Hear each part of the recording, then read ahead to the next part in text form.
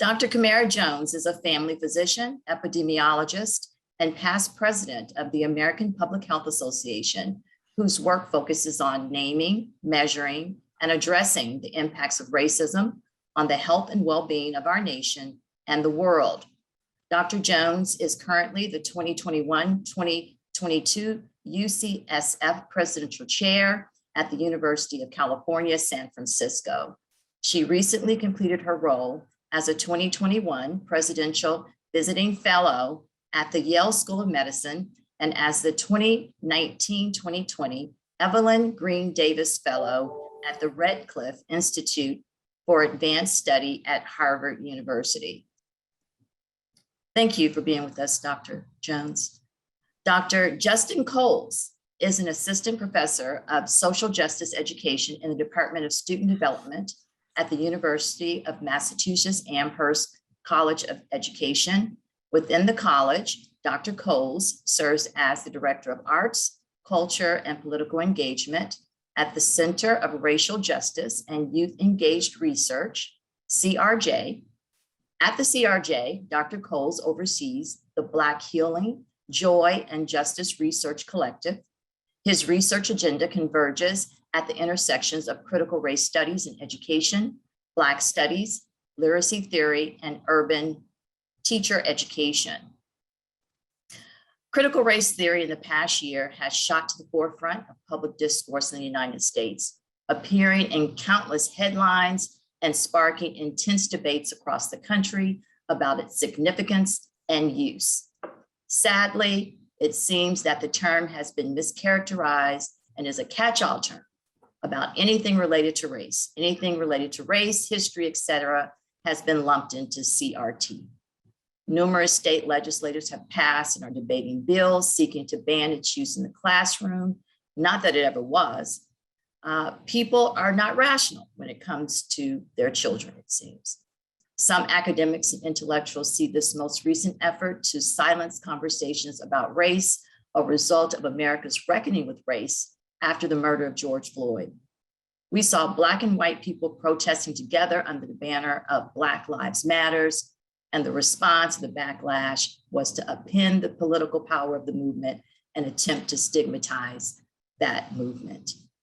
In my limited research on this topic, it is my understanding that critical race theory is an academic concept that is more than 40 years old, and that racism is not merely the product of individual bias or prejudice, but also something embedded in legal institutions and policies.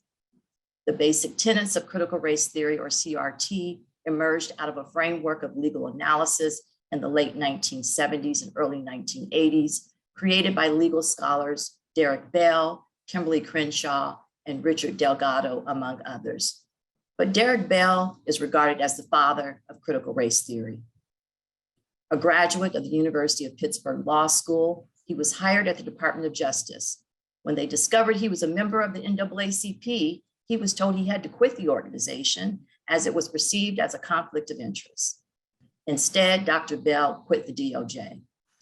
He was hired by Thurgood Marshall at the NAACP Legal Defense Fund and led legal battles to end segregation in schools. After he left the NAACP, he went into academia. He began to look at the work that he had accomplished, and he raised the question of why we still have the same problems, despite gains made in the civil rights movement with anti-discrimination law and policy. Why do we still have disparities? Perhaps to better address and understand racism, we need to look at the power dynamics of race. We know that critical race theory is a scholarship of work that seeks to inform about the dynamics of race in society and has been politicized in an attempt to prevent conversations that lead to racial progress. CRT is woven into the work of sociologists, literary theorists who studied links between political power, social organization, and language, and its ideas have informed healthcare and teacher education. So today's session will not exclusively be about the nuances of critical race theory, but will help us to understand the importance of framing and analyzing racism and disparities through various lenses and theories to include critical race theory.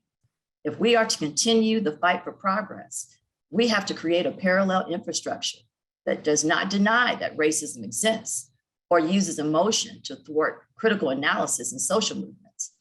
And I believe that that is the objective of today's session. So put your questions in the chat and we will get to as many of them as possible. So let's get started. And I'll turn it over to Dr. Coles for the first part of the presentation. Dr. Coles? Yes, greetings. Hello, everyone. I am very excited to be here, and I'm going to share my screen with you all.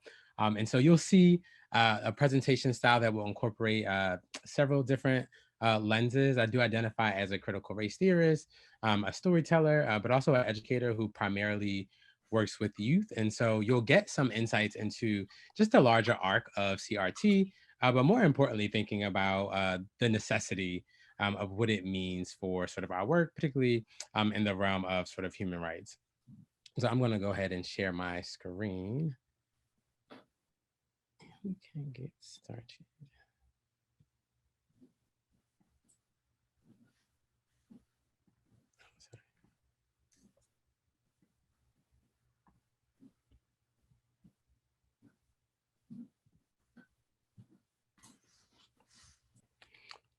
All right, let me start a timer. All right, everyone. So first, before I even like introduce myself or sort of give more context about the work, I wanted to enter with a racial reflection, this idea of making the invisible visible. And so this is from Ken Gonzalez's his Erase Lynching series. And so he does this really interesting thing with his work where he takes these old images of lynchings and he digitally removes the Black bodies, right, that are hanging from trees or sort of whatever places they were hung up on.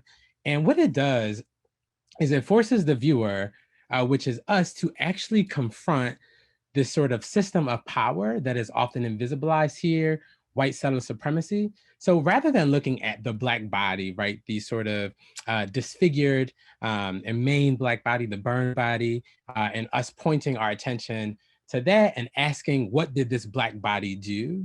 What did this Black person do to deserve that, which obscures white supremacy? We actually are forced to reckon with the system of white supremacy itself and sort of the normalcy and sort of the casual ways in which it functions and it operates, right? So here we see people smiling, making gestures, dressed up, right, in their best, all to view this thing. And so with CRT, I enter this because what CRT is attempting to do is to, the bans against CRT are attempting to contribute further to the invisibilization of white settler supremacy and racism. And so my goal in this presentation is really going to be to lean into the spirit of Ken's work and to think about how do we actually make the invisible visible and hold ourselves accountable to sort of not blaming sort of systemic racism on the people who are struggling against it, but actually naming a thing a thing.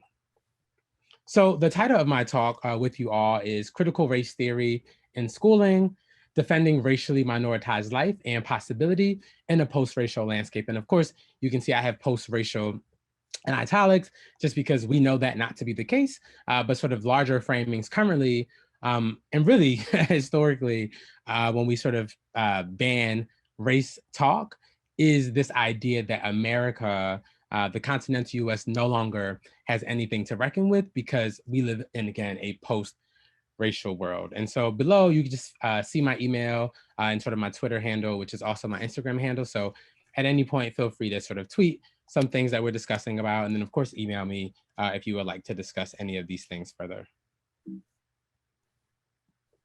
So just a little bit about who I am, again, outside of being an assistant professor of social justice education. I am a Black man, and so I enter my social justice through the struggles of racial justice, particularly struggling against anti-Blackness. I am a teacher, a former teacher in Philadelphia, Pennsylvania, which is also my hometown. I am a teacher educator. I am a storyteller. I am, of course, a critical race theorist. I'm a writer, and probably the most important part of my identity that shapes how I enter this work is that I am a youth worker. And so I spend the majority of my time when I'm not teaching doctoral students with Black youth in their communities, engaging in art-based research, really giving them the space to document who they are in this sort of inherently racialized society. And so I frame that just so that when you sort of hear the way I talk today, that you understand that it is wholly informed by the lives, both academic and social lives of Black youth. So I want you to think about who you are in today's space. So I shared a bit about me. And so as we go today, I want you to continuously reflecting about what are your epistemologies, your own ways of knowing, what are your ontologies, your own ways of being, and your axiologies. What is it that you value, right, as a human rights advocate that you're entering with today in this critical race theory session? So as always with my talks, particularly around critical race theory in this time, I like to give a prefatory about my commitments. CRT is not an attack on white people, right? I think that's important. Rather, it is an attack on white supremacy and whiteness. CRT is a framework of accountability and reconciliation for the US's racial history, present, and of course, future. CRT being banned in schools is actually targeting discussions of anti-racism, of course, incorrectly using CRT as a scapegoat. And I think this point is going to be very important for our conversation today. Like all sort of aspects of US history where sort of racial struggles are involved, there is always a way to sort of find a different point to actually argue, which is, it further just denies us all from actually addressing the real issue. Combating racism is a step towards humanization. Banning such struggles only furthers dehumanization for everyone. And so just a quick note on dehumanization from the words of Paulo Freire, a former Brazilian educator. And I think it's important that when we think about dehumanization, it is not only those who are sort of oppressed, those minoritized, those made vulnerable who are dehumanized, but by nature, sort of engaging in dehumanization, sort of in enacting violence, the oppressors, right, those who are in dominant society, they also are dehumanized. So essentially, when we think about critical race bans, one thing I like to talk to folks, particularly those who are in support of the bans, is that they don't typically understand how they are also losing parts of their selves and their own humanity, right, by banning other people an opportunity to fight and fulfill their full destiny and their full humanness. And so when we think about these two images here, right, like when we think about the current and ongoing struggles at the border, right, not only are the border agents, but those who write the policy, they are wholly dehumanized. Similar here in this picture, when we often see these images of police brutality, we often only think of the body sort of being attacked as dehumanized, but we have to see those who enact that in this image are also as well. So let's think about a quick case, and you'll see that sort of parts of the work will be linear and again, all around a central arc, but I often kind of weave in and out to sort of paint pictures as I layered on with sort of the ideas of critical race theory. And so as I mentioned, I'm a former teacher and now I'm a teacher educator, which just simply means I prepare future teachers to go into the classroom in socially just and humanizing ways. And so I was in Chicago and I was visiting a school with future teachers, which I often do. And as we know, the current teaching force in the US is predominantly white women. It usually hovers around 80 to 85%. And so I took them to see a teacher, and this teacher happened to be a white woman. And this was a third grade classroom, again, in Chicago. And I took them into this classroom, and immediately I was shocked because it's a diverse classroom, but all around the edge of the classroom, there are individual desks with Black boys, right? So all the other students are grouped in the middle of the classroom, and then there's about 6 or 7 desks with only Black boys. And so I immediately asked the teacher, I say, could you explain what this is? Because it's actually not making sense. And the teacher kind of perked up, sort of in a prideful way. And the teacher stated, this is what we call the islanders. So these are students who do not have the capacity to engage fully in our classroom, right? For whatever reasons, behavioral issues, emotional issues. And it seems to be lost on the teacher and actually the principal who was in the room, just how violent and racialized that is. But as we often know about classroom practices, our most world-class, dedicated, caring teachers often commit the most violences, right, against minoritized children. And this is really why sort of CRT is sort of an important point, because while there was no racial language in the description of the teacher's strategy, of course, we know it was wholly racialized. So just sort of layering more of the definitions about CRT and racism and sort of what it actually does and why we're here. Racism specifically and CRT, it's a critique of white supremacy, right? A system conferring dominance to white people. It's often referred to as prejudice plus social and institutional power, right? A system of advantage based on race and white privilege. So when we talk about CRT, it is specifically targeting how do we combat white settler supremacy within the continental US and elsewhere. And this is just a picture from Gary Simmons. And I sort of like to use it because it sort of takes the seemingly neutral, playful child game of Duck, Duck, Goose, and sort of it layers with the sort of the racism that students often encounter in schooling. So white supremacy, as I move into this next section, and as you'll see, since I'm an educator, I often will sort of encourage you all to sort of think through and with me as we go through the work. As I move to this next section, I really want you all to think about what are some covert ways that you yourself, regardless of your race, have witnessed, experienced, or been complicit in enacting white supremacy. So when we think of white supremacy, we often think of images such as this.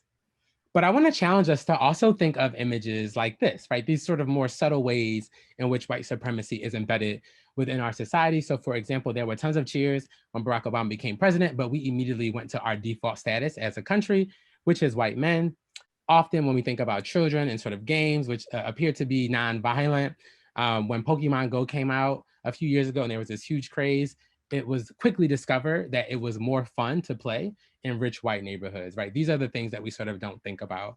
Often what we don't think about in schooling is what I just mentioned, the predominance of white teachers, particularly white women teachers, which signals to Black and brown children that the only people capable of being nurturing and sort of knowledgeable to disseminate sort of how to become a better citizenry are white women. And then the last picture here is just a picture of the achievement gap, again, which sort of constructs Black and brown sort of poor youth as always needing to catch up to sort of their white counterparts. Again, a way that white supremacy has concretized in our schooling. Andrea Smith helps us better understand white supremacy by breaking it down into 3 pillars. So we have capitalism, which anchors slavery, colonialism, which anchors genocide, and war, which anchors Orientalism. And so what this, the slavery and capitalism pillar of white supremacy lets us know is that it renders Black people as inherently slaveable and socially dead. So non-Black people, right, and this is where the complicity comes in, they can say, you know what, despite what happens to me under the system of white supremacy, at least I am not property, at least I am not slaveable. When we think about colonialism and genocide, right, this holds that sort of indigenous folks must disappear or always be disappearing. And this sort of helps like a place like the US continuously think that when they are sort of taking over land and owning land, that it is their right. We often refer to it as it is their manifest destiny. Next, when we talk about sort of this idea of Orientalism and war, it's this idea that there is always this sort of exotic other outside of the US that is a perpetual threat. And sort of Hans says that this allows us to understand that the US doesn't go into war, but the US itself is war. Here I'm going to play a quick video just to invite you all into how all this plays out in schooling. And again, further sort of getting to the goal of why the importance of CRT matters and sort of how what we're actually talking about banning and what many states have banned sort of grossly misses the mark and sort of, again, only commits further violences.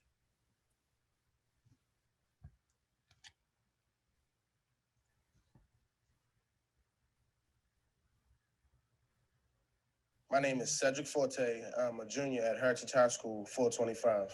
My name is Jackson Langhort. I'm 18-year-old and I'm a senior at McLean High School.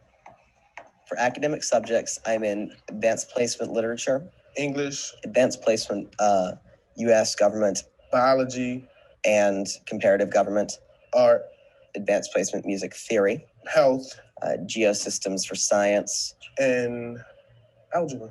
Men's Chorus, what's it? Leadership, and Technical Theater. So I drive and I get here half an hour before school starts every day, just for the fun of it. Trying to park here, if you come in at normal time, is really awful. You end up parking like half a mile away. A lot of students who go to a school all the way across town have to catch 2 and 3 buses in the subway just to get to school. And I think that, if we have to travel that far just to get education, then we should be able to travel for free. The kids here are motivated in just about everything. They're motivated to even learn, which is scary to hear for a high school kid. They're motivated to succeed in sports, extracurriculars, anything. I think they've lost the will to learn. A lot of them. They just don't find school interesting no more because they don't have the power to do anything. And they say so in the classrooms. This is our auditorium and theater.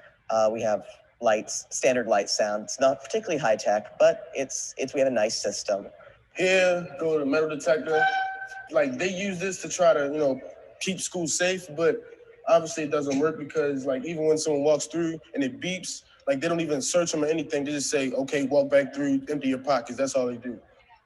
This is our new studio. It's one of 3 high schools in the county who has it. Hey, orchestra, can you start playing? It's all kids. It's all run. It's all performed. It's all produced by kids. Well, one thing, these walls, they really need to be repainted because of the graffiti. As you can see here, they tried to repaint it, but it doesn't blend in. You can actually tell they just really just gave up on repainting the walls. So every teacher in this school buys their own school supplies. And it's actually very sad because the school system should have money to, provide for those school supplies for students, but they don't. And the teachers have to come out of their paychecks just to, be able to support their students. That's our observatory. It's a giant dome with a telescope, and you can see the entire sky from that. Great. So I'll stop that video there. And again, I just consider this entire presentation as an offering and an invitation, sort of inviting you in from your particular vantage point and lived experiences to really gain deeper insights about why critical race theory sort of was founded, and particularly because, again, there are these neutral ways in which racism plays out. And because we sort of ignore it and ban it, means that it makes it very difficult to actually name it and pinpoint it. And so again, I'm inviting you all to sort of find and be exposed to the nuances and subtleties about what this looks like in schooling.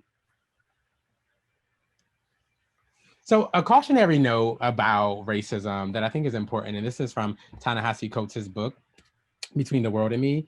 And so all of our phrasing, race relations, racial chasm, racial justice, racial profiling, white privilege, even white supremacy serves to obscure that racism is a visceral experience, that it dislodges brains, blocks airways, rips muscles, extracts organs, cracks bones, breaks teeth. And so when we think about the bans that are happening and people are saying, oh, we cannot discuss race, again, it's further taking us back and perpetuating violences, ignoring the very real material and psychic effects that racism has always had on our country, and why actually addressing and discussing racism in schools is necessary. And again, any conversations that attempt to silence it must be viewed as what they are, which is violence and aggression.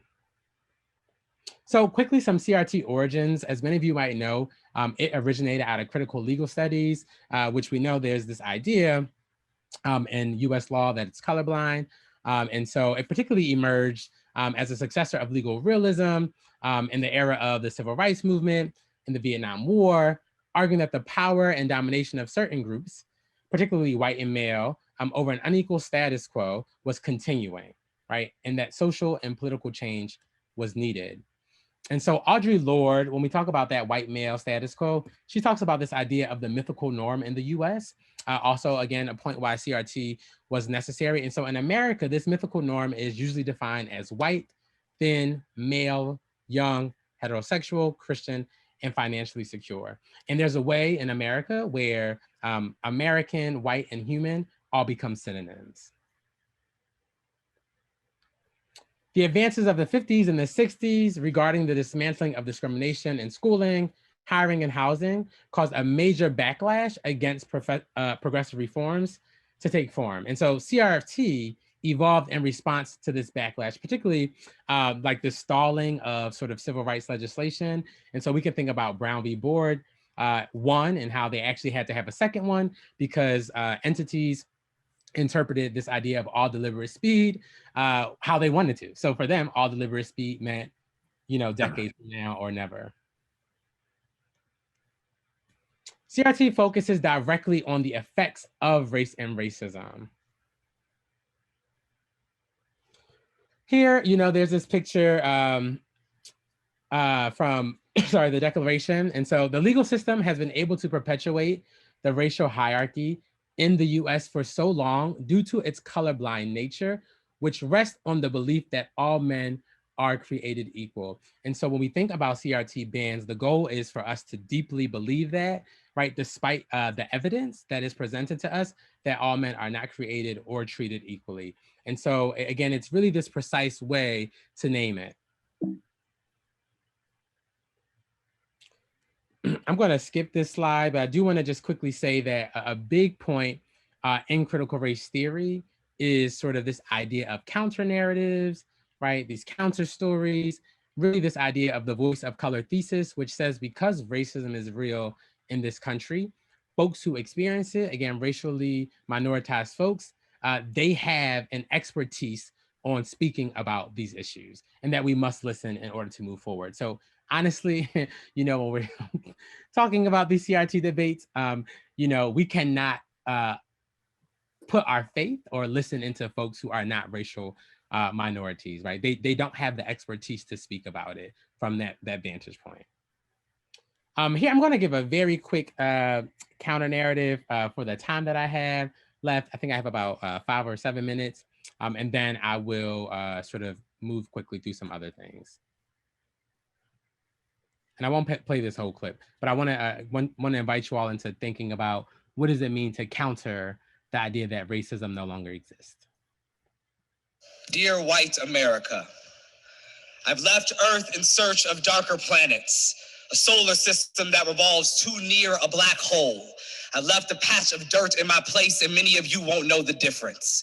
Give it my name if it makes you feel better while you run your hands through its soiled scalp. I've left in search of a new God. I do not trust the God you have given us. My grandmother's hallelujah is only outdone by the fear she nurses each time the blood-fat summer swallows another child who used to sing in the choir. Take your God back. Though his songs are beautiful, his miracles are inconsistent. I want the fate of Lazarus for Anisha. I want Chucky, Bo, Mo, Sean, Islan, Trayvon risen 3 days after their entombing. Their ghosts re-gifted flesh and blood. Their flesh and blood re-gifted their children. I have left Earth. I am equal parts sick of your go back to Africa's as I am your I just don't see races. Neither did the poplar tree. We did not build your boats, though we did leave a trail of kin to guide us home. We did not build your prisons, though we did, and we fill them too. We did not ask to be part of your America, though are we not America? Her bones brittle and dragging a ripped gown through Oakland. I will not stand your ground. I am sick of calling this recklessness the law. Each night I count my brothers, and in the morning when some do not survive to be counted, I count the holes they leave. Your master magic trick, America. Now he's breathing, now he don't. Abracadabra, white bread voodoo. Your rope burned hands tired of the noose. Hand my cousin a pistol to do your work. I tried, white people. I tried to love y'all, but you spent my brother's funeral making plans for brunch, talking too loud next to his bones. You took one look at the river grow plump with the body of boy after sweet boy and ass. Why does it always have to be about race? Because you made it that way. Put an asterisk next to my sister's gorgeous face. Call her pretty for a black girl because black girls go missing without a whisper of where, because there are no Amber Alerts for the amber skinned girls, because Jordan boomed, because Emmett whistled, because Huey P spoke it, because Martin preached it, because black boys have always been too loud to live, because it's taken my father's time, my mother's time, my aunts and my uncle's time, my sisters and my brother's time. How much time do you want for your progress? I have left Earth. Great, I'm going to stop that there. But this is a poem by the brilliant contemporary poet, Dennis Smith. And so, yes, please check them out. There's 2 volumes that they have, one called Homies, and then the other one, Please Don't Call Us Dead. So again, I really want us to think about CRT as an analytic for the everyday. And as you can see, my presentation is not so much about why we must resist those bans, because we're all here because we know that, but really helping us to sort of have sort of a broader context to help us, right, in this fight. Again, which is why the title is called, How Do We Defend Life and Possibility? So just some things that what CRT and schooling thinks about: school discipline and hierarchy, tracking, affirmative action, high-stake testing as being culturally biased, controversies over curriculum and history, which we're seeing now with Nicole Hannah-Jones' 1619 project, and then the Trump administration's 1776 report, and then this debate between alternative and charter schools. Very quickly, I'll go through some tenets. CRT posits that racism is endemic. CRT both disputes and interrogates claims to positivistic neutral knowledge, particularly ideologies of race and equity that are ahistorical and bereft of social analysis. CRT privileges the voices, stories, and epistemic knowledge generated by the lived experiences of people of color. And CRT is interdisciplinary, transdisciplinary, and multidisciplinary scholarly movement aimed at disrupting oppression through radical societal transformation. So when we talk about people banning CRT, it is an attack on sort of racial progress, and is an attack on sort of the ways in which people want to fight and struggle towards their humanity. Some barriers to change that we often sort of encounter, particularly for folks who are working to push these bans forward. Again, they don't know that trouble exists in the first place. They don't have to see it as their trouble. They see it as a personal rather than a systemic problem. They're reluctant to give up their privilege. They feel angry and deprived. They're blinded by prejudice, and they're afraid of what will happen, right? They're afraid of a complete restructuring of the world. So they must hold on to, right, banning discussions of it as if it's not already happening anyway.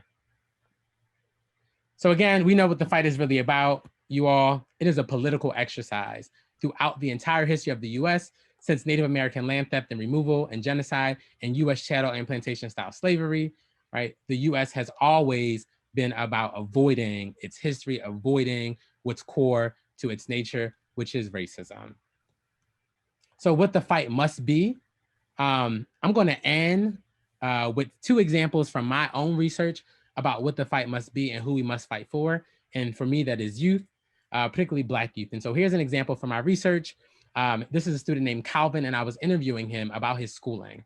So Calvin says, and it's like the education system is not set up for kids like me, or poor kids, or Black or Latino to succeed. And it's like they're not getting enough of what they need just because of their class and where they fall in the class and the social hierarchy in America. And it's just like you see the government investing all this money going out of space.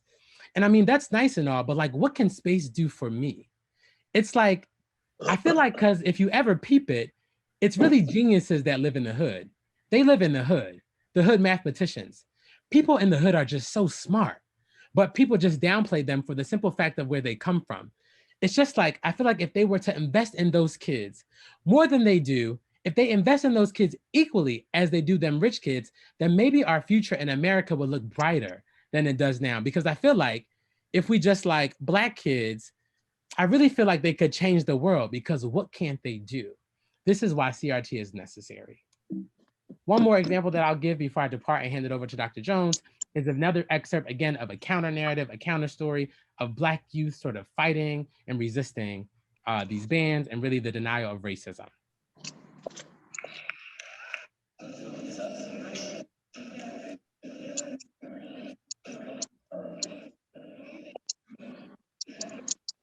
Sorry about this.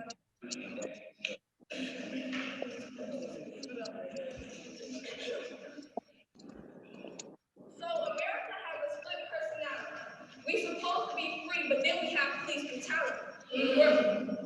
Where a white man, when a white man can kill 9 people and walk away without handcuffs, but they waited until Sandra Bland was there to take her mugshot like it's good enough. They act like it's the Black people's fault, like we don't got no knowledge, but Michael Brown got killed and he was gonna go to college. Dr. King was able to pray and be non-violent, but people get killed in church and we're supposed to stay silent.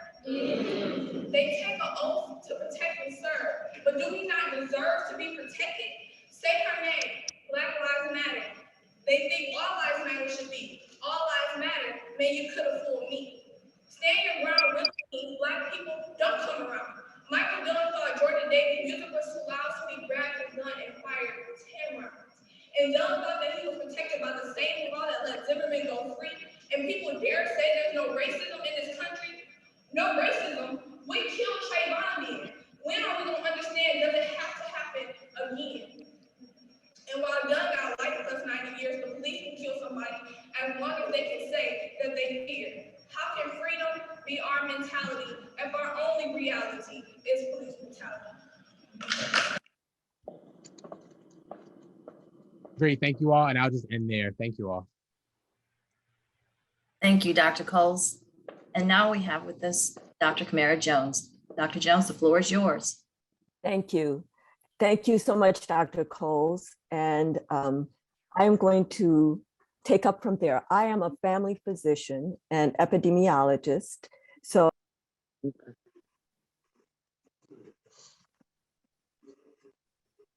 Technical problems. Okay. Have we lost Dr. Jones? I believe so, yes. Okay.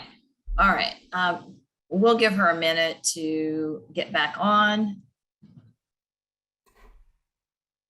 In the meantime, please put your questions in the chat. Perhaps we can take a few questions for Dr. Coles until we get Dr. Jones back on.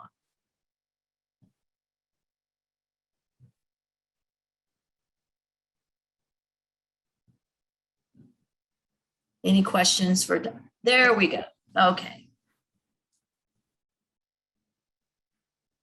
You're on mute, Dr. Jones. So I'm unmuted, but now I can't, now my presentation is gone. So let me stop sharing. That was very odd. So let me start sharing my screen again. So why don't you take a question for Dr. Coles? My whole PowerPoint closed, so I'm just going to reopen it. I'm so sorry for this interruption. Sorry, I'm on mute. So do we have a question for Dr. Coles? Any questions? No questions. There was a lot of conversation in the chat. So. Is he going to make those videos available? The links to the videos that he showed? I think that Yeah, we can request that. Is that correct, Dr. Coles? Yeah, I can share them in the chat now, actually. Very good. Thank you. Yeah. And I was going to say, it was the young lady that was reading the poetry. It was a little hard for us to hear. So I know it was what, maybe was it a couple of minutes?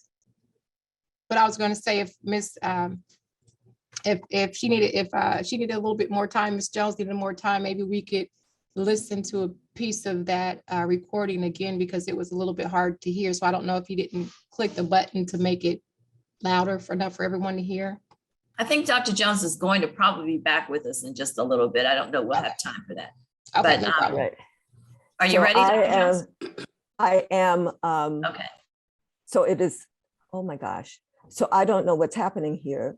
I'm going to close this. So the whole PowerPoint closed. Why don't you go, Could I why ask don't a you give me quick 2 more question? minutes? Yeah.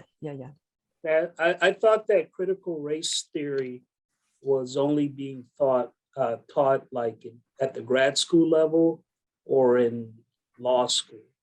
And all these protests about banning critical race theory from the schools. I mean, they're talking about like high schools and grade schools, but do I have the correct understanding that this is not being taught in high schools or grade schools, right? And it's just That's absolutely correct. That's Yeah, absolutely it's correct. 1000%. And so that's sort of the issue, right? It's most people even talking about critical race theory, banning it wouldn't even understand the theory behind it. But again, it's a catch-all phrase. So just so no one can talk about, they can even mention the word race, right? So I am back.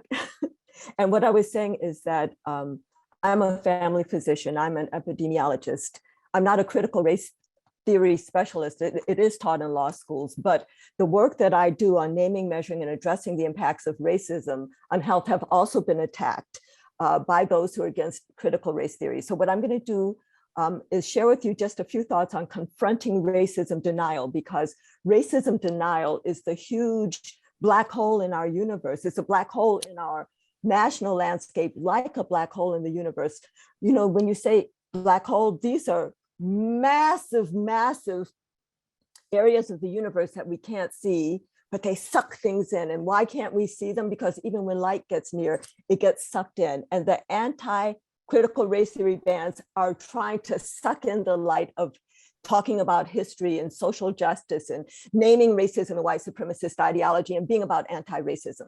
So I'm going to just share with you some thoughts on confronting that black hole, confronting racism denial, naming racism, and moving to action.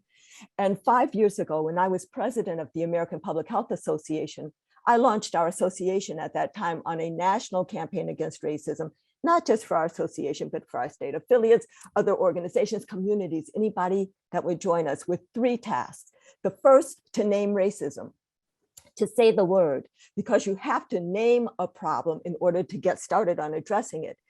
But as necessary as naming racism is, it's insufficient. We must move to action. So the second of the 3 tasks is to ask the question, how is racism operating here, so that you can identify levers for intervention, targets for action. And then once you've done that landscaping, then we must organize and strategize to act, because collective action is power.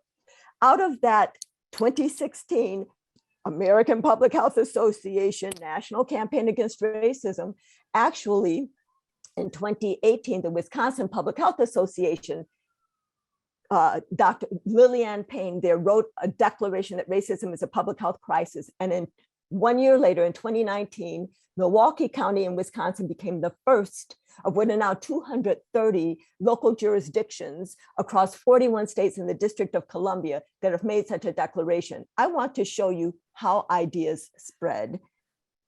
So here we just go month by month. This is how ideas spread. We're in 2019 right now. Here we are getting into 2020.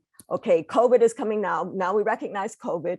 Here we are. I'm going to pause for a minute. In May of 2020, we've recognized the disproportionate impact of COVID-19 on communities of color. So now more people like, oh, something's going on here by race. And then Mr. George Floyd is murdered on May 25th, 2020. And then boom, the next month, more and more states are making these formal declarations, city councils, county commissions, governor's statements, state legislative actions. More and more states are piling in. And then in June, no more states have new jurisdictions, more jurisdictions in the states.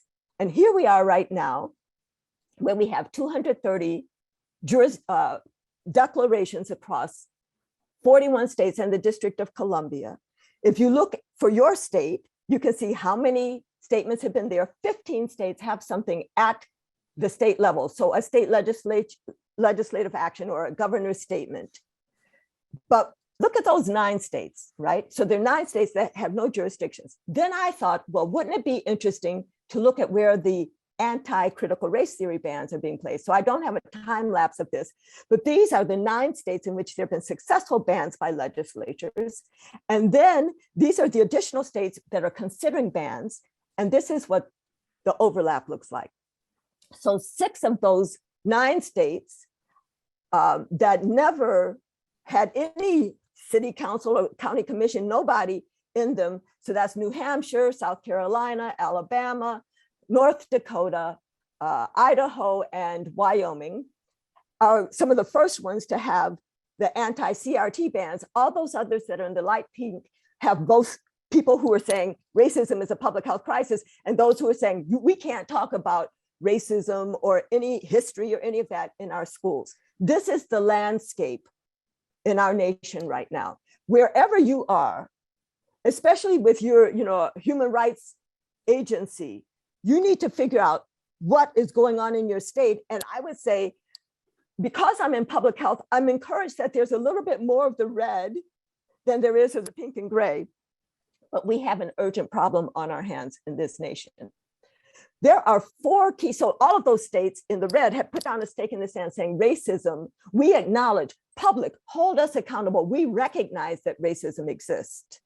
And many of those declarations also said, and therefore we're going to invest in these communities or invite these people to our decision-making tables or to burst through our institutions and join with the work ongoing in communities that's already addressing the issues of our lives. Or even these are the policy statements that we're putting in place, or these are the checklists. It's important to name racism. And there are 4 key messages when naming racism. The first is that racism exists because racism denial is so staunchly held by so many in our nation. The second is that racism is a system. The third is that racism saps the strength of the whole society. And the fourth is that, yes, we can act to dismantle racism. Now, in my work, I do a lot of storytelling through allegory. So I have many allegories. These are the 4 that I use to illustrate those key messages that racism exists, racism is a system, racism saps the strength of the whole society, and yes, we can act to dismantle racism. Today, I'm only going to have time to share 2 of my allegories with you. The first one that I call Dual Reality, a restaurant saga, is to illustrate that racism exists. And I want you to listen to this story so that you can confidently share it with your family members, your community members, your colleagues at work and the like. I call it Dual Reality, Restaurant Saga. It was based on something that happened to me in my own real life when I was a first-year medical student. So here I was on a Saturday morning, like on most Saturday mornings in medical school. I had awakened early, hit the books, studying hard. Mid-afternoon came, my friends who were also medical students came to my apartment. Did they distract me from my studies? Oh no. We all got to studying long and hard. And now it's getting late and we're getting hungry. And I have no food in the apartment, which was so typical of me that my friends understood. They were like, okay, Kamara, never mind, but we are hungry. We need to go into town and find something to eat. So we do. So we walk into town and we find a restaurant and we walk in and we sit down and the menus are presented and we order our food and the food is served and here we are eating. So not the story that many of you thought I was going to tell about racism existing in a restaurant. But hold on, there's a very important story in here. As I sat there with my friends eating, I looked across the room and I noticed a sign that was a startling revelation to me about racism. So now maybe you're intrigued and you're like, oh, okay, Dr. Jones, what did the sign say? Well, what did the sign say? The sign said open. So now I've lost many of you, I know it. So let me recap. Here we are, sitting in a restaurant. I look across, I see a sign that says open, thinking no more about it. I would assume other hungry people could walk in, sit down, order their food and eat. But because I knew something about the two-sided nature of those signs, I recognized that indeed now the restaurant was closed due to the hour, but firmly closed, and that other hungry people just a few feet away from me, but on the other side of the sign, would not be able to come and sit down, order their food and eat. And that's when I recognized that racism structures open, closed signs in our society. That racism structures, if you will, a dual reality. And for those who are sitting inside the restaurant at the table of opportunity eating, and they look up and they see a sign that says open, they don't even recognize that there's a two-sided sign going on because it is difficult for any of us to recognize a system of inequity that privileges us. So, for example, it is difficult for men to recognize male privilege and sexism. It is difficult for white Americans to recognize white privilege and racism. In fact, it's difficult for all Americans to recognize our American privilege in the global context, although we are living it quite large right now with how much of the global supply of COVID-19 vaccine we have sequestered in this country. But those on the outside are very well aware that there's a two-sided sign going on because it proclaims closed to them, but they can look through the window and see people inside eating. So back inside the restaurant, to those who ask, is there really a two-sided sign? Does racism really exist? I say, I know it's hard for you to know when you only see open. In fact, that's part of your privilege, not to have to know. But once you do know, you can choose to act. So it's not a scary thing to name racism. It's actually an empowering thing to name racism. It doesn't even compel you to act, but it does equip you to act so that if you care about those on the other side of the sign, which is an if, but if you do, why you could even talk to the restaurant owner who is, after all, inside with you. And you could say, restaurant owner, there are hungry people outside. Why don't you open the door, let them come in? You'll make more money. And oh, the conversations we could have. Or maybe what you'll do is pass some food through the window. Or maybe you'll try to tear down that sign or break through the door. But at least what you won't be doing is sitting back saying, wonder why those people don't just come on in and sit down and eat, because you'll understand something about the two-sided nature of that sign. So when I have just 5 or 6 minutes to talk to a group of people, especially a group of people whose whole life experience may have seemed to indicate to them that this is the land of equal opportunity, this is the story I tell them, to let them know that racism structures open, closed signs, two-sided signs in this society, that there are two-sided or multi-sided signs, there are two-sided or multifaceted realities in our society. And actually, I have started a 3-hour conversation on 2 different occasions with the following question. How could people who were born inside the restaurant know something about the two-sided nature of that sign? And each time it was a 3-hour conversation because there are many, many ways to know. I am heartened that actually now more people who were born inside the restaurant and who just 20 months ago might have been sitting inside eating and saying, well, what are those people outside saying? Black lives matter? Don't they know all lives matter? More of those people are now actually articulating, yes, Black lives matter.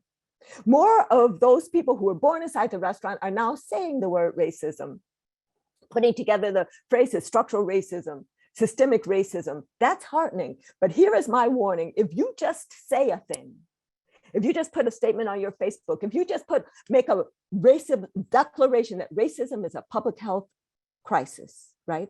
If you tweet something, or if you have it on your institutional webpage, 6 months from now, you may forget why you said that thing, because racism denial is so staunchly held in this nation, and it's so seductive that 6 months from now, you may fall back into what I describe as the sleepiness, the somnolence of racism denial. So we must go beyond naming racism to action. We must tear down the sign. And of course, racism is not just a sign. It's the sign, it's the door, it's the lock, it's a whole system. We need to dismantle the lock, take the door off the hinges, because once we start acting, we will not forget why we are acting. I would love to, I'm going to leave right now with leave the story to carry on, but I would love to talk about the difference between those who value comfort as a core value and those who value social justice as a core value, and how that looks in relation to this dual reality. But I want to quickly give you a definition of racism, my definition of racism. When I say the word racism, I'm clear I'm talking about a system. So I'm not talking about an individual character flaw or a personal moral failing or even a psychiatric illness, as some people have suggested. And yes, racism does show up in those ways, but in its essence, it's a system of power and a system of doing what? A system of doing two things, of structuring opportunity and of assigning value. And on what basis is the opportunity structured and on what basis is the value assigned? It's based on so-called race, based on the social interpretation of how one looks in our race-conscious society, which is what we call race. What are the impacts of this system? Well, when we recognize and finally acknowledge that racism exists, we understand that yes, racism is unfairly disadvantaging some individuals and communities. But it shouldn't take any of us long to recognize that every unfair disadvantage has its reciprocal unfair advantage, so that racism is also unfairly advantaging other individuals and communities. And that's the whole issue of unearned white privilege that we hardly ever talk about in this country because it makes some people, especially some people who are living as white, uncomfortable. I used to actually almost apologize if I'm speaking to an audience. I start to see people fidgeting and I say, well, I'm not trying to make anybody uncomfortable. If you feel uncomfortable, just shake it off, stay with me, I'll tell you more stories. Oh no, I don't apologize anymore. I say that if acknowledging unearned white privilege makes you uncomfortable, I encourage you to lean into that discomfort, because I have come to recognize that for all of us, the edge of our comfort is our growing edge. When you lean into the discomfort, it means you need to read history. It means you need to talk to people, go across town and stay a while. You need to stand in somebody else's shoes. You need to be interested, believe, and join in the stories of others. But beyond the unfair disadvantage or its reciprocal unfair advantage, racism has another impact that many of us miss, and that is that it saps the strength of the whole society through the waste of human resources. And there are many examples of that when we don't vigorously invest in the full, excellent public education of all of our children, like the last story that Dr. Cole shared, when we don't invest in the full, excellent public education of all of our kids because many of our decision makers, the blinders they wear, make them believe there's no genius in the barrios, the ghettos, on the reservations. That saps the strength of the whole society because, of course, there is genius in all of our communities. And if we were to only vigorously invest in that genius, we could be doing so much better as a nation or even as a world. These same blinders that don't value all of us equally make us complacent with what I describe as the wholesale warehousing disproportionately of so many Black and brown men in our prison system, as if that didn't separate us from human potential. I actually think of these three impacts of racism. We need to lift up the fact that it's sapping the strength of the whole society more urgently right now. We need more media stories about that, more data collection, more conversations around our board tables, more conversations around our dinner tables, so that we actually have more people filled with a sense of urgency to dismantle this system and put in its place a system in which all people can know and develop to their full potentials. I just want to say one more thing really quickly on this slide. There are, the people who don't want to acknowledge the unfair advantage, that's why they have to be about racism denial, right?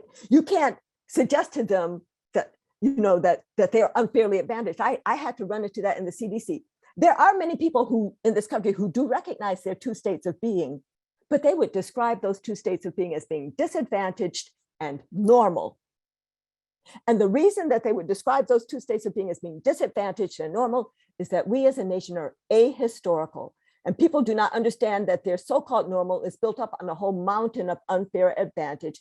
And again, all of this anti-CRT stuff is to stop them and their children from understanding our full histories. I just want to briefly say that the definition of racism that I gave can actually be generalized to be a definition of any system of structured inequity. So what is sexism? That's a system of structuring opportunity and assigning value based on gender that unfairly disadvantages some, unfairly advantages others, saps the strength of the whole society. And yes, there are many axes of inequity operating in our society today, intersecting in communities, intersecting in individuals. All of these are at least risk markers for how opportunity is structured and value is assigned, even as a smaller subgroup are risk factors in the progression to disease. Yes, I recognize all of this going on. So why do I focus my work on race as the axis of inequity and racism as the system of structured inequity for decades? It's because racism is foundational in our nation's history. And yet many people, as I continue to say, are in staunch denial of its existence and profoundly negative impacts on the health and well-being of the whole nation. I believe that all of us need to at least be actively anti-racism. And I don't say anti-racist because people are like, well, who, me, right? We're not talking about people. We need to be actively anti-racism. It's the whole system as it manifests through people and through everything else. Actively anti-racism, all of us, even as we engage in some of these other struggles. And to the extent that we're able to dismantle the mechanisms of racism, the other struggles will benefit as well. I will not be able to share with you my Gartner's Tale allegory, but I highly recommend it to you. It's published in 2000. It's a 4-page paper, 2 pages front and back. If you want to look at the video, you can look at that. I do want to share with you the second allegory I will, which is my most recent allegory, Cement Dust in Our Lungs, which helps us understand that racism is a system. And not only that racism is a system, we must address it at the systems level. So in this story, when I say cement dust, I want you to think cement dust. And I also want you to think about racism. So imagine that there's a cement factory spewing cement dust, and the cement dust fills the air. And if any of us are anywhere near this factory for any amount of time, we're going to get cement dust in our lungs. And this cement dust in our lungs is problematic for all of us. The cement dust in my lungs might make me feel like I'm less than. Maybe I shouldn't graduate from high school or try to apply to that college. Whereas the cement dust in somebody else's lungs might make him feel that he can, with equanimity, crush the life out of another human being with his knee for 9 minutes and 29 seconds. But however it's affecting us, it is problematic for all of us, even for those who don't recognize that they have cement dust in their lungs, even for the owner of the cement factory, who probably would just like to trade a little cement dust for the profit of the factory. But the question is, what do we do? Do we try to address this at the individual level? Well, what might that look like? This first strategy is actually something that I don't recommend, but it's what many people think. Maybe we should screen people for how much cement dust they have in their lungs. And then if you find somebody with too much dust, an alarm goes off. I don't really appreciate this as a strategy, because what are we going to do with those people? Put them to the edge of the society, vote them off the island? And actually, this is what makes most people not even want to talk about cement dust, right? This is what makes, I'm going to just say racism right now. This is why a lot of those anti-CRT people don't even want to talk about racism, because they think when you say the word racism, what you're trying to do is divide the room into who's racist and who's not, or peer deeply into their soul to figure out exactly how racist are they, right? But there may be some individual strategies we could try, because maybe there's somebody who recognizes that she or he has cement dust in their lungs and they want to get it out. So maybe we set up some cleansing spas, and the people go in and they get as good as new. They start reading history and they start, acknowledging all of that. But when they come back into that same cloud, the cement dust is going to reaccumulate in their lungs.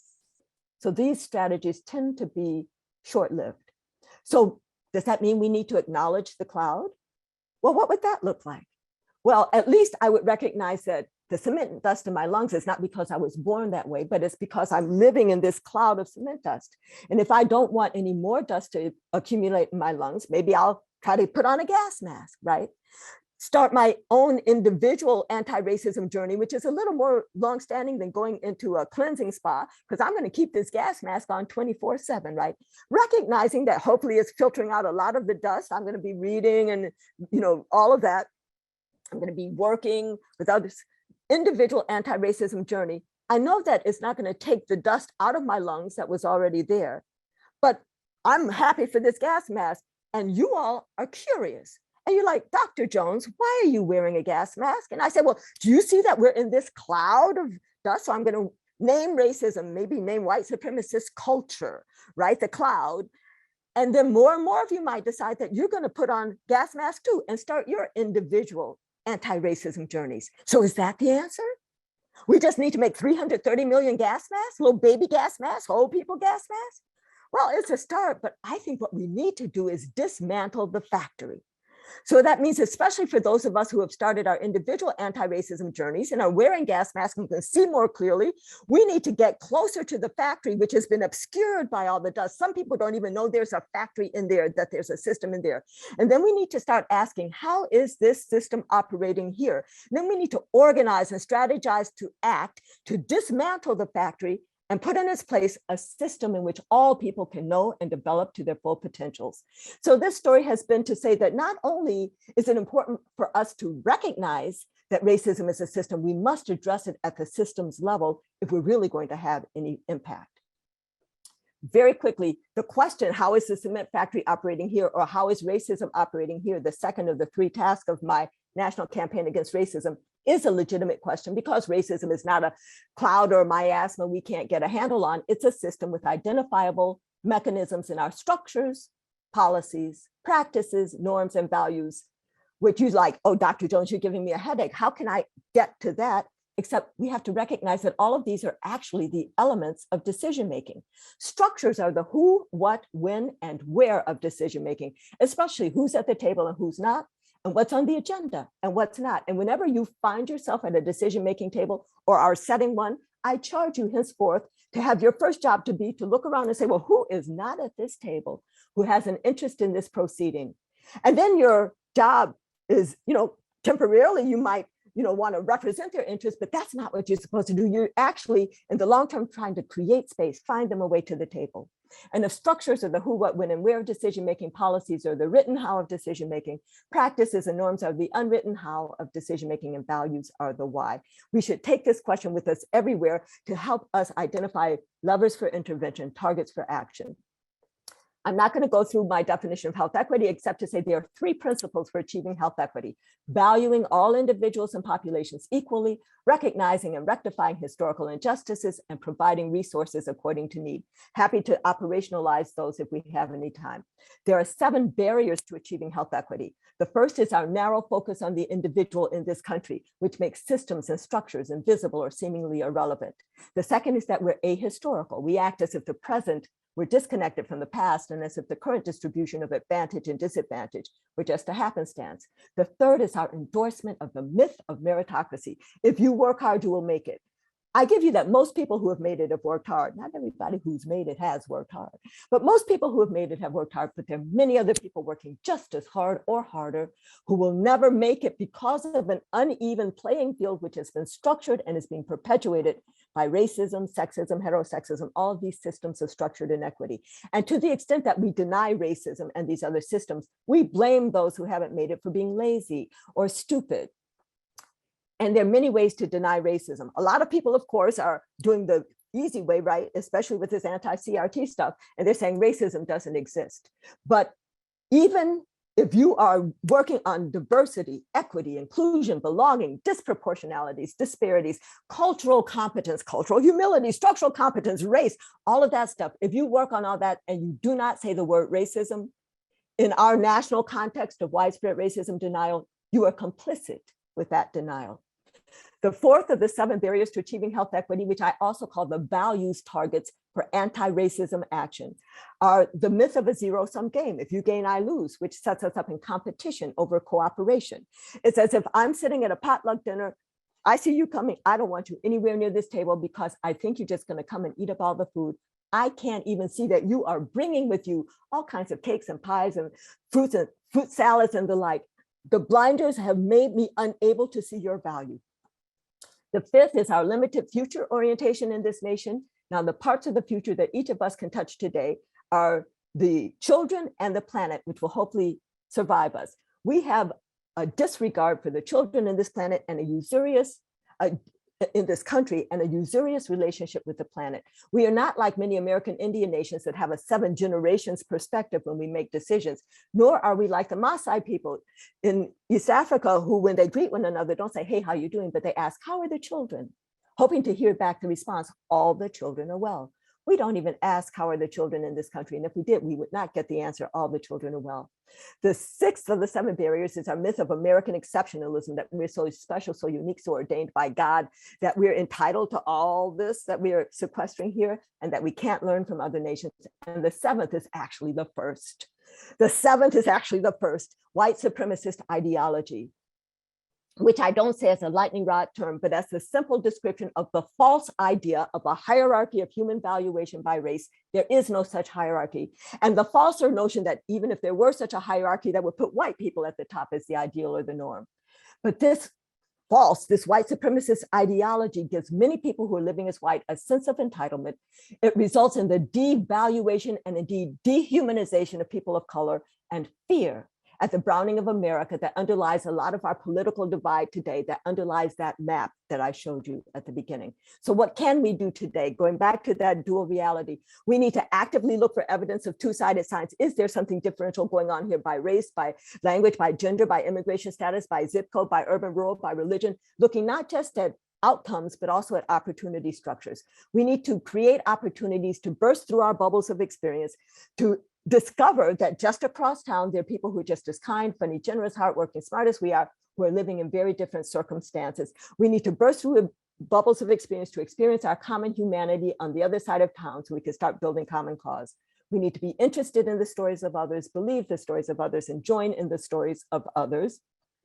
We need to see the absence of who's not at the table, what's not on the agenda, what policies are not in place that are put in place could be quite productive. We need to reveal inaction in the face of need, because that is how structural racism very, very, very, very often shows up these days. But all the power is not just for those who are sitting inside the restaurant. Those of us on the outside need to know our power, recognize that action is power, and especially that collective action is power. And so I will just close it there. Oh, that's good. I'm going to close it there and hope we have a little time for questions. I think that a lot of my work aligns with critical race theory, except that I'm hopeful. And I think that, yes, we can dismantle the system. It might take 3 generations. It takes planting an acorn today so that our grandchildren can have shade, but we must start the work and continue the work now. Wow. Wow. Thank you. Thank you. Thank you, Dr. Jones, Dr. Coles. That was very, very informative, empowering, judging by the conversation in the chat. I think it goes without saying that we want your slides, but we are out of time. So we don't have time for questions. The next panel is ready to start, and I'm sure that my colleagues, thank you for the great presentation. Love it. Thank you, Dr. Jones. Thank you, Dr. Coles. I've been seeing all of those comments. So thank you both for that dynamic, informative, enlightening presentation on critical race theory from your lens of education and healthcare. It was fantastic.